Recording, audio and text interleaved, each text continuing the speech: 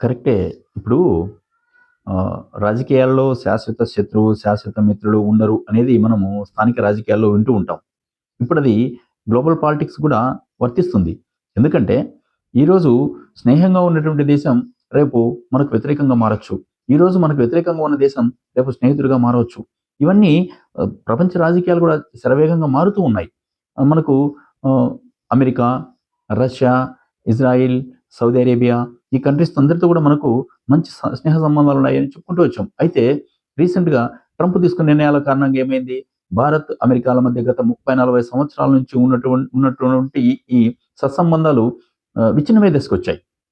కాబట్టి శాశ్వత శత్రువులు, శాశ్వత మిత్రులు ఉంటారని మనం చెప్పడానికి వీల్లేదు. ఇంకా సౌదీ అరేబియా తీసుకుందాం. సౌదీ అరేబియా కూడా ఇండియాతో మంచి స్నేహాన్ని కొనసాగించింది. రీసెంట్‌గా ఇస్లామిక్ నాటో ఏర్పాటు చేయాలని సౌదీ అరేబియా, పాకిస్తాన్ కలిసి ముందుకెళ్తున్నాయి. మరి ఇస్లామిక్ నాటో ఏర్పడితే సౌదీ అరేబియా, పాకిస్తాన్ దగ్గరైతే మరి సౌదీ అరేబియా మన ఇండియాతో అటువంటి సత్సంబంధాలను కొనసాగిస్తుందా అంటే చెప్పలేం.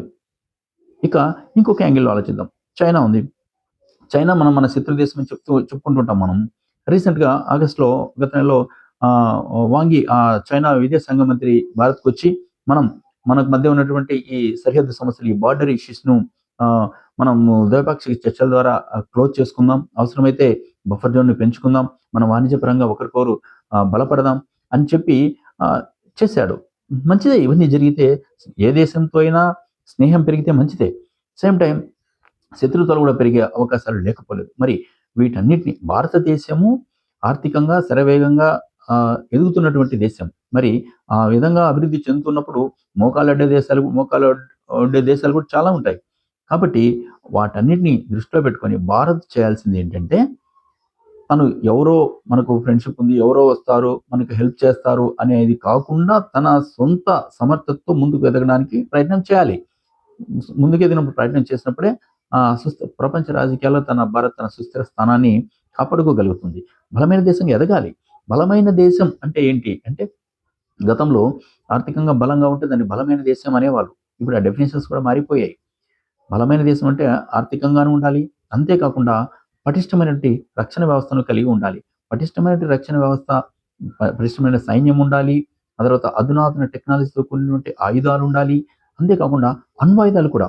ఈరోజు ఆహ్, రష్యా దగ్గర దాదాపు 5,500 అమెరికా దగ్గర 4,700 అదేవిధంగా చైనా దగ్గర ఒక 600 ఫ్రాన్స్ దగ్గర ఒక 300 ఇండియా దగ్గర ఒక 180 పాకిస్తాన్ దగ్గర ఒక 160 ఇజ్రాయెల్ దగ్గర ఒక 90 వరకు అణ్వాయుధాలు ఉన్నాయని మనం చెప్పుకుంటూ ఉన్నాం.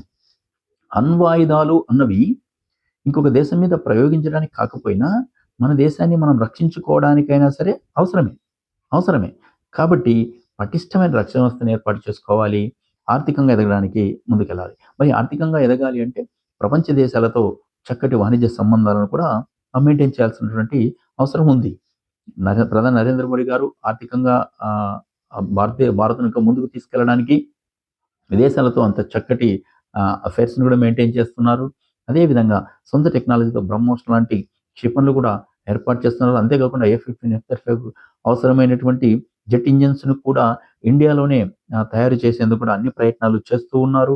ఇక ఇటువంటివన్నీ కూడా జాగ్రత్తగా చేసుకొని ఆర్థికంగా ఎదుగుతూనే దేశ సంరక్షణ విషయంలో, దేశ రక్షణ విషయంలో ఎటువంటి రాజీ పడకుండా అవసరమైతే నిధులను మరింత పెంపొందించుకొని నిధులను మరింత ఎక్కువగా కేటాయించుకొని కూడా ఈ రక్షణ వ్యవస్థను మరింత పటిష్టం చేసుకోవాల్సినటువంటి అవసరం భారత్‌కు ఉంది.